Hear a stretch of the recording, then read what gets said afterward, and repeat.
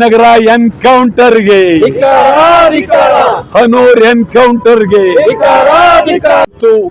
ನ್ಯಾಯಾಲಯಗಳು ಇದ್ರ ಬಗ್ಗೆ ಗಂಭೀರವಾಗಿ ಚಿಂತನೆ ಮಾಡಬೇಕು. ನಾನು ನ್ಯಾಯಾಲಯಕ್ಕೆ ಹೋಗುವ ಬಗ್ಗೆ ಚಿಂತನೆ ಮಾಡ್ತಾ ಇದ್ದೀನಿ.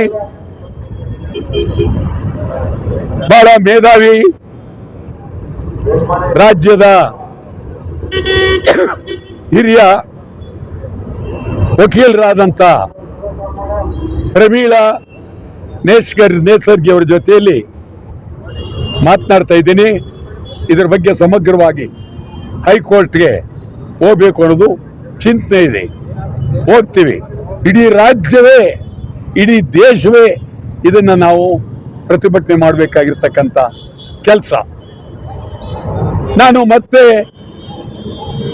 ಬಹಳ ಗಂಭೀರವಾಗಿ ನಾವು ಇಲ್ಲಿ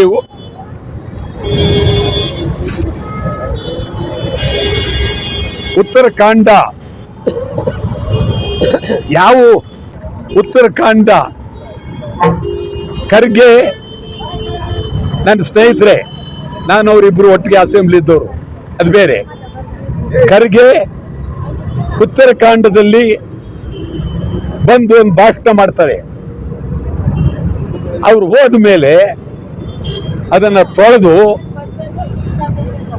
ಅಲ್ಲಿ ಮಡಿ ನೀರಲ್ಲಿ ತೊಳಿತಾರೆ.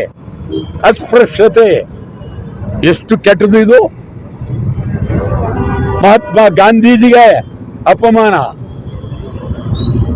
ಅಂಬೇಡ್ಕರ್ಗೆ ಅಪಮಾನ, ದೇಶಕ್ಕೆ ಅಪಮಾನ ಮಾಡಬಾರ್ದು.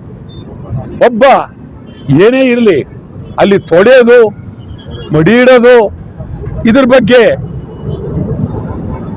ಸಮಗ್ರವಾಗಿ ದೇಶದ ಚರ್ಚೆ ಆಗಲಿಲ್ಲ, ಪಾರ್ಲಿಮೆಂಟ್ ಚರ್ಚೆ ಆಗಲಿಲ್ಲ, ನಮ್ಮ ಅಸೆಂಬ್ಲಿ ಚರ್ಚೆ ಆಗಲಿಲ್ಲ. ಎಂಥ ದುರ್ದೈವ ಇದು! ಏನಾಗಬೇಕು? ಆ ವ್ಯಕ್ತಿ ಮನಸ್ಥಿತಿ, ಖರ್ಗೆ ಮನಸ್ಥಿತಿ ಏನಾಗಬೇಕು? ಇದು ಖರ್ಗೆ ಅಲ್ಲ, ಇಡೀ ದೇಶದ ಒಂದು ಮಾನವ ಕುಲಕ್ಕೆ ಅಪಮಾನ, ಅಗೌರವ.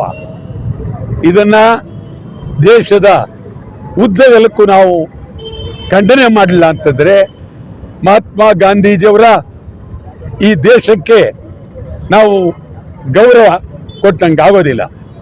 ನಾನಂತೂ ತೀವ್ರವಾಗಿ ಖರ್ಗೆಗಾದಂಥ ಇದು ಅವರಿಗಾದಂಥ ಅಪಮಾನ ಅಲ್ಲ, ದೇಶಕ್ಕಾದಂಥ ಅಪಮಾನ, ಮಾನವ ಕುಲಕ್ಕಾದ ಅಪಮಾನ. ಇದನ್ನು ನಾವು ತೀವ್ರವಾಗಿ ಇಡೀ ದೇಶದ ಪ್ರತಿಯೊಬ್ಬ ಮಾನವನು ಖಂಡಿಸಬೇಕಾದಂಥ ಪರಿಸ್ಥಿತಿ. ಈ ಬಗ್ಗೆ ನಾವು ತೀವ್ರವಾಗಿ ಹೋರಾಟವನ್ನು ನಮ್ಮ ರಾಜ್ಯದಿಂದಲೇ ಆರಂಭ ಮಾಡ್ತೇವೆ. ಖರ್ಗೆ ಪ್ರಶ್ನೆ ಅಲ್ಲ, ಇದು ಮಾನವ ಕುಲದ ಪ್ರಶ್ನೆ. ನಮಸ್ಕಾರ.